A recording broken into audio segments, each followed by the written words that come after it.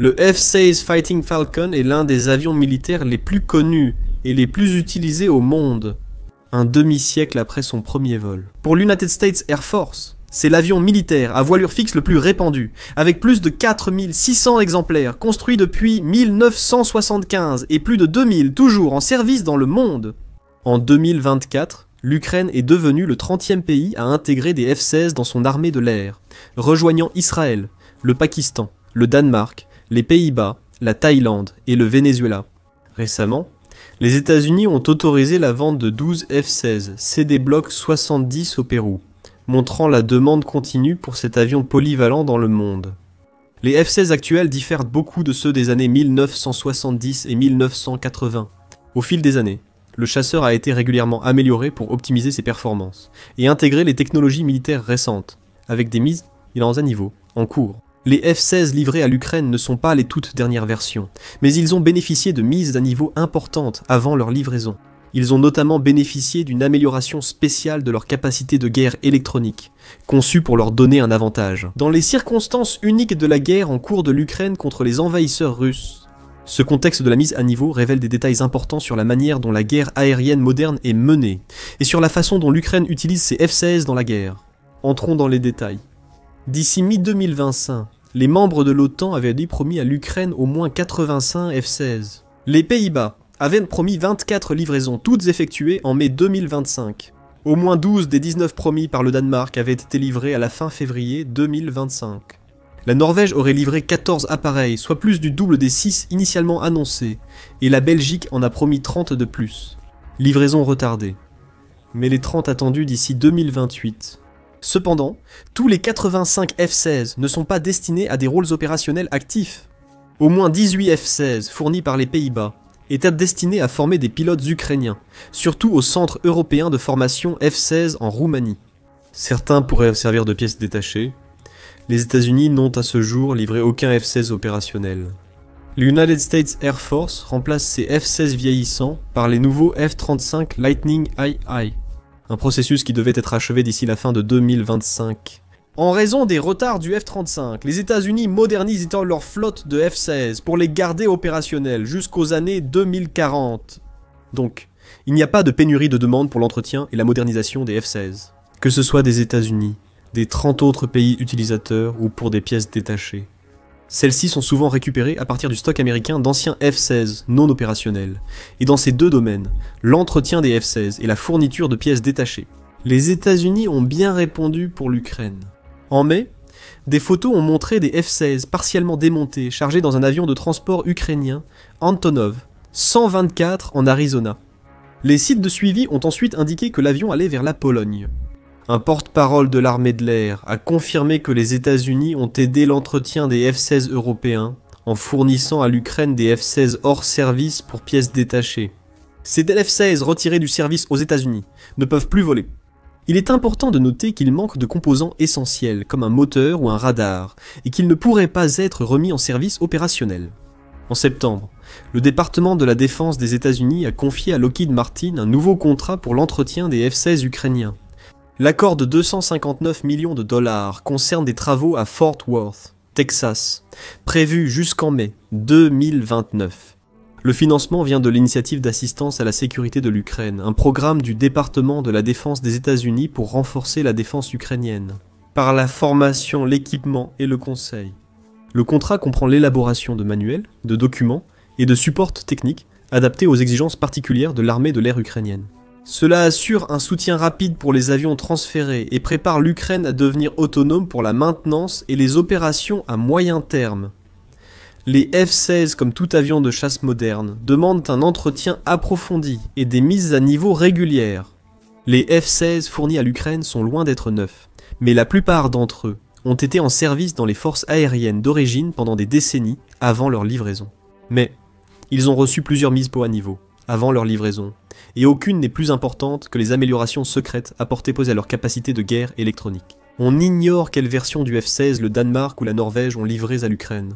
Les avions néerlandais étaient apparemment des variantes F-16 AM ou BM, et les avions belges de la variante F-16 AM. On estime que tous les avions ont reçu la mise à niveau à MIVI Block Van, Midlife Update, atteignant le standard M65. Cette mise à niveau a intégré des armes guidées pour les frappes au sol et amélioré le cockpit, le radar et les logiciels. Les chasseurs néerlandais disposent de nacelles de reconnaissance Mars, Reiki Light, de navigation et ciblage lanterne, ainsi que des modèles avancés Lightning Anti-Char et Sniper. Ces nacelles améliorent nettement les conditions d'exploitation, les capacités et la perception de la situation. Les F-16 étaient aussi dotés d'un récepteur d'alerte radar ANALR 69, améliorant la détection et l'évitement des menaces.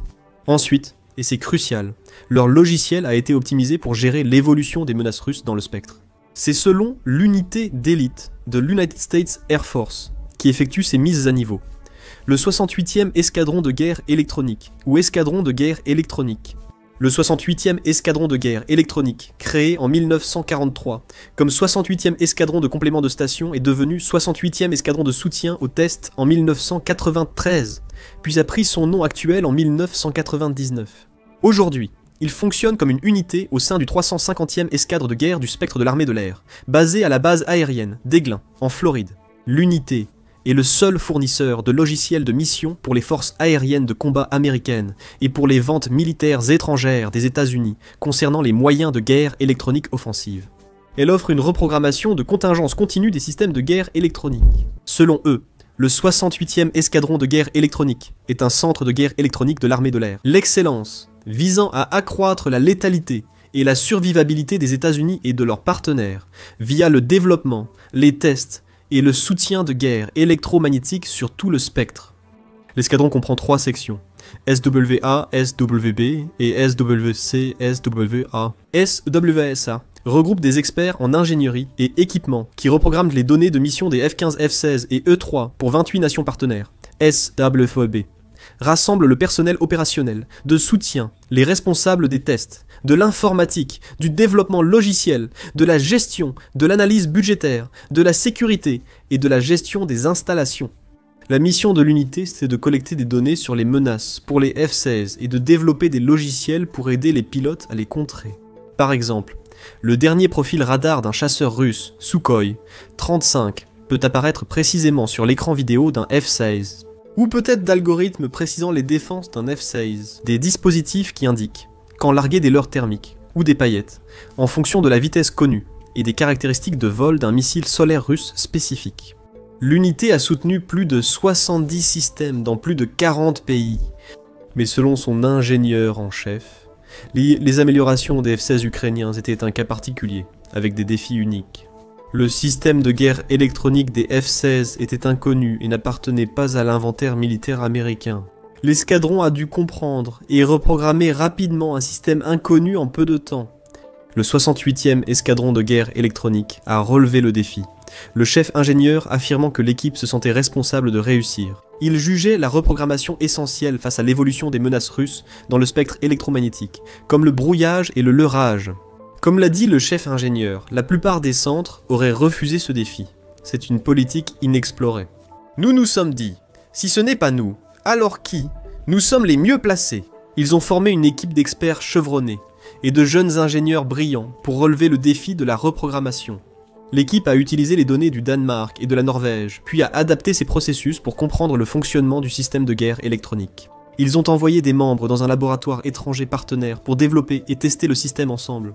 Ce n'est pas notre procédure habituelle, a précisé le directeur du 68e escadron de guerre électronique. L'équipe a compris le système en 2 semaines. Se rendre dans un pays partenaire pour créer le meilleur fichier de données de mission est inédit, grâce au talent de l'escadron et de l'escadre. En seulement 2 semaines, le 68e escadron de guerre électronique a testé et vérifié les éléments uniques demandés par les Ukrainiens, et amélioré le processus de reprogrammation par toutes les parties.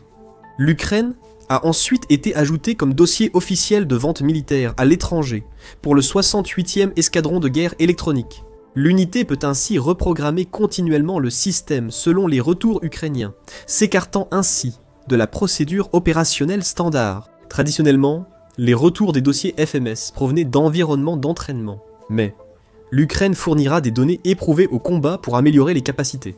Cela pourrait être d'une importance vitale non seulement pour maintenir les F-16 ukrainiens aussi performants que possible, mais aussi pour mettre à jour les F-16 à travers l'OTAN et les flottes de F-16 des autres nations partenaires. Selon le directeur du 68e escadron de guerre électronique, lorsqu'on parle d'un conflit avec un adversaire de même niveau, il est nécessaire que tous les partenaires de la coalition opèrent selon le même manuel, afin d'obtenir la domination du spectre. Un F-16 équipé d'une nacelle reprogrammée n'obtiendra pas la domination aérienne à lui seul, mais il peut vous offrir une poche de supériorité aérienne pendant un court instant, pour atteindre un objectif ayant une importance et un impact stratégique. Quelles améliorations le 68e escadron de guerre électronique a-t-il apporté, et quel impact ont-elles en Ukraine? C'est malheureusement principalement une question de spéculation. Les capacités de guerre électronique reçues par les avions ukrainiens restent pour l'instant top secrètes.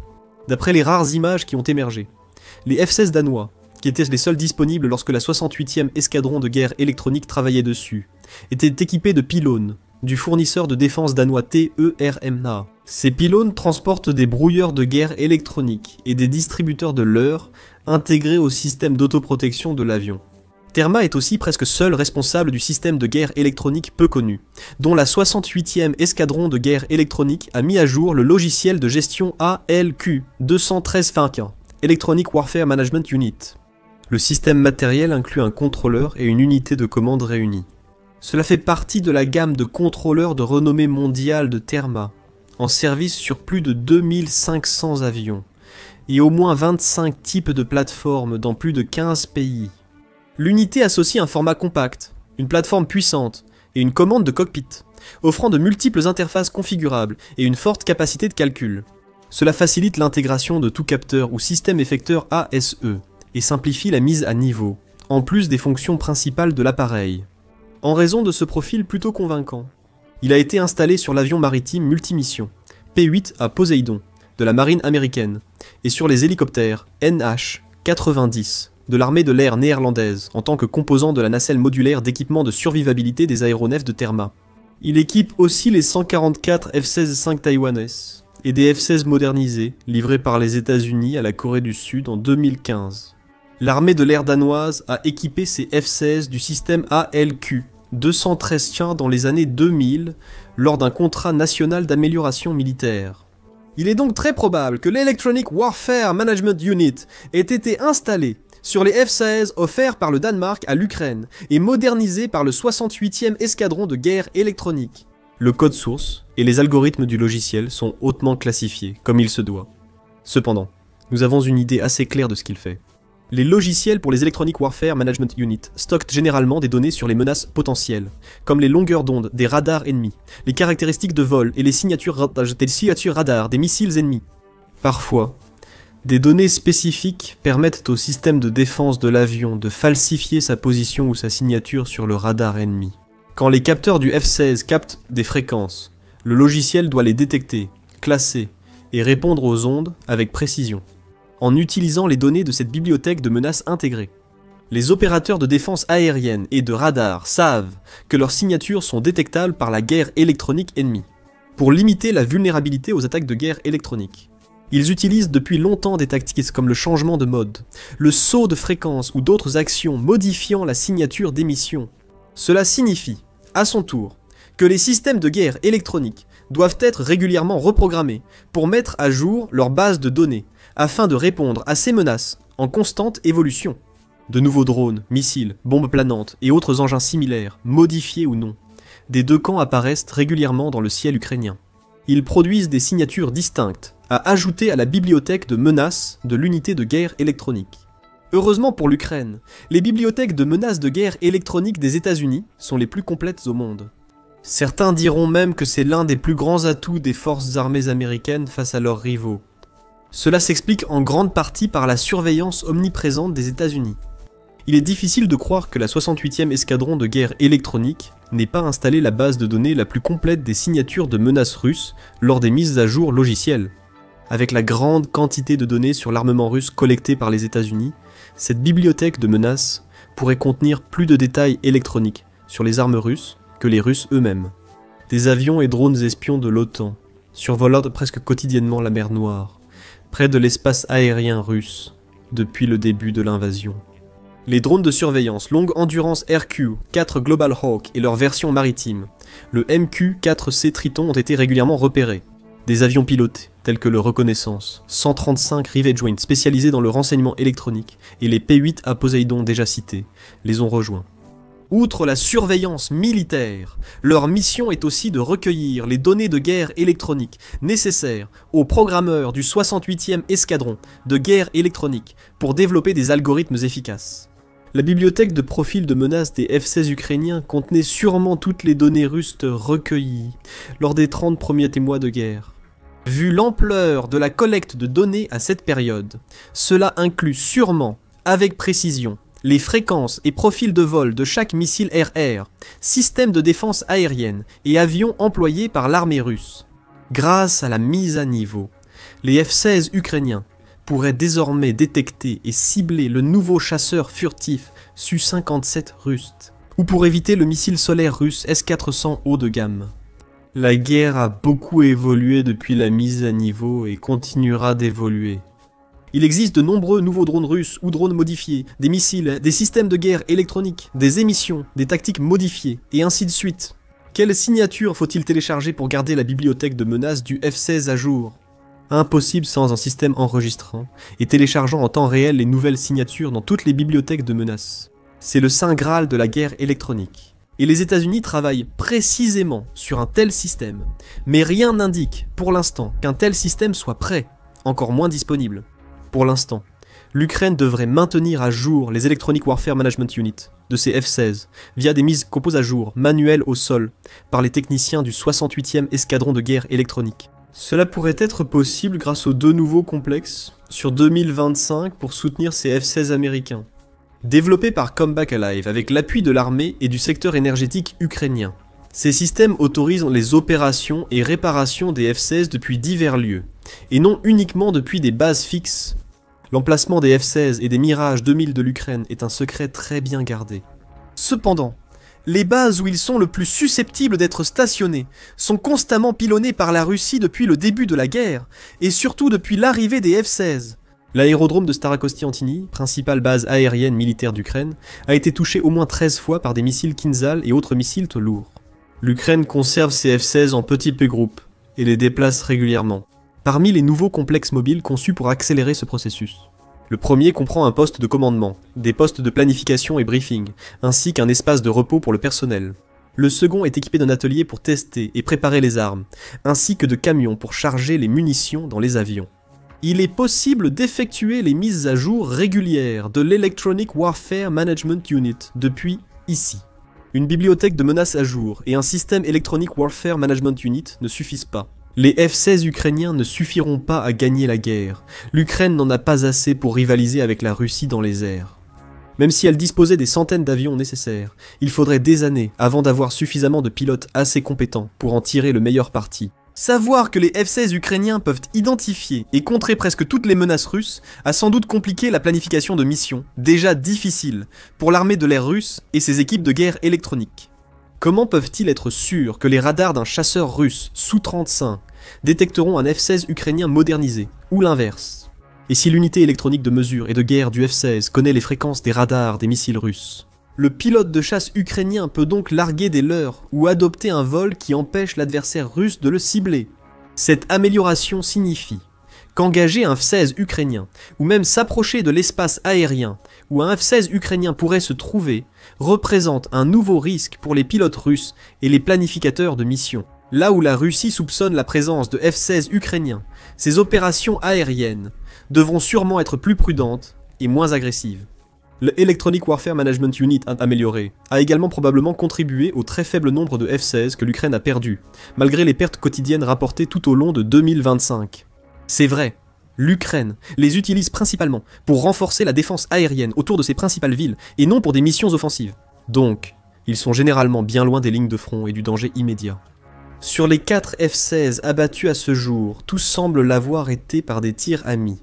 Une défaillance technique ou une urgence, pas par des missiles russes.